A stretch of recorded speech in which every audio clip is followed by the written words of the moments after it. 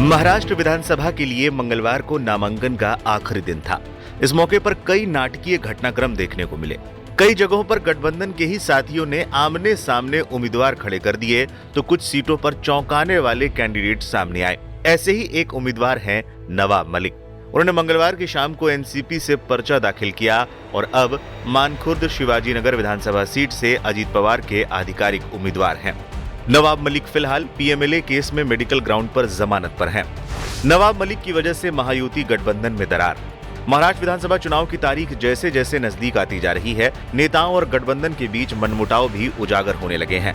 महाराष्ट्र में भारतीय जनता पार्टी, एकनाथ शिंदे की शिवसेना और अजीत पवार की एनसीपी महायुति गठबंधन का हिस्सा है, लेकिन नवाब मलिक के पर्चा दाखिल करते ही बीजेपी ने इसका विरोध जता दिया है और कहा है कि हम उनका समर्थन नहीं करेंगे। यही नहीं, उनके खिलाफ शिवसेना का कैंडिडेट भी रहेगा, जिसे एकनाथ शिंदे गुट ने पहले ही मैदान में उतारा है।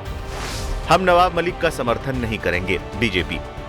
एकनाथ शिंदे गुट ने मानखुर्द शिवाजीनगर विधानसभा सीट से सुरेश पाटिल उर्फ बुलेट पाटिल को मौका दिया है। बीजेपी नेता आशीष शेलार ने नवाब मलिक को कैंडिडेट बनाने पर कहा, हम नवाब मलिक का समर्थन नहीं करेंगे, कोई भी प्रचार नहीं करेगा। ये संदेश हम अपने जमीनी कार्यकर्ताओं तक देंगे। नवाब मलिक यांच्या उमेदवारीबद्दल भारतीय जनता पक्षाची भूमिका हीच आहे की भारतीय जनता पक्ष नवाब मलिक यांचा प्रचार करणार नाही, प्रचार करण्याचा विषय येत नाही। बीजेपी को नवाब मलिक से क्या है दिक्कत?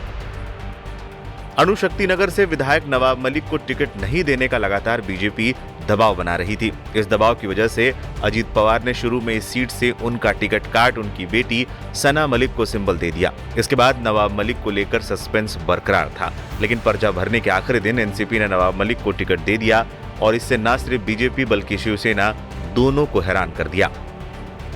वहीं नवाब मलिक का भरोसा है कि वो तमाम विरोध के बाद भी जीत कर आएंगे। दिलचस्प बात यह है कि जिस शिवाजीनगर सीट से वो उतरे हैं, वहां से लगातार 3 बार सपा के अबू आजमी चुनाव जीत चुके हैं। मानखुर्द शिवाजीनगर विधानसभा क्षेत्र से नेशनलिस्ट कांग्रेस पार्टी का नामांकन भरा था, साथ ही में अपक्ष भी नामांकन दाखिल किया था और समय पे पार्टी की तरफ से एबी फॉर्म जमा कराया गया 2/55 को। और अब मैं चुनाव नेशनलिस्ट कांग्रेस पार्टी की तरफ से लड़ूंगा और इसके लिए मैं अजीत पवार जी, प्रफुल्ल पटेल साहब और स्टेट प्रेसिडेंट सुनील तटकरे जी का आभार मानता हूं कि उन्होंने मुझ पर विश्वास जताया है और निश्चित रूप से इस विधानसभा से हम विजयी होंगे। नवाब मलिक पर अजीत पवार को इतना क्यों भरोसा? नवाब मलिक के अलावा उनकी बेटी सना मलिक को एनसीपी पहले ही टिकट दे चुकी है। सना को एनसीपी ने अणुशक्तिनगर सीट से उतारा है। ऐसे में सवाल है कि दाऊद इब्राहिम से रिश्तों समेत तमाम आरोप झेलने वाले नवाब मलिक पर आखिर अजीत पवार को इतना भरोसा क्यों है?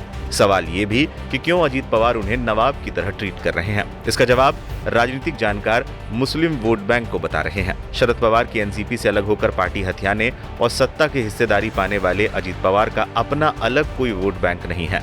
मराठा बहुल इलाकों में शरद पवार की अच्छी पकड़ है, वहीं मुंबई बेल्ट में शिवसेना मजबूत है। ऐसे में अजीत पवार के सामने चैलेंज है कि किसी एक समुदाय का अच्छी संख्या में वोट पाया जाए, जिससे कुछ सीटों पर जीत आसान हो जाए। ऐसे में वो मुस्लिम नेता होने के नाते नवाब मलिक और उनके परिवार को मौका दे रहे हैं ताकि उनके समुदाय में एक संदेश जाए। अब देखना होगा कि नवाब मलिक यहाँ अबू आजमी के खिलाफ मुकाबला जीत भी पाते हैं या नहीं, खासतौर पर तब जब बीजेपी साथ नहीं है और शिवसेना विरोध में ही कैंडिडेट खड़ा कर चुकी है।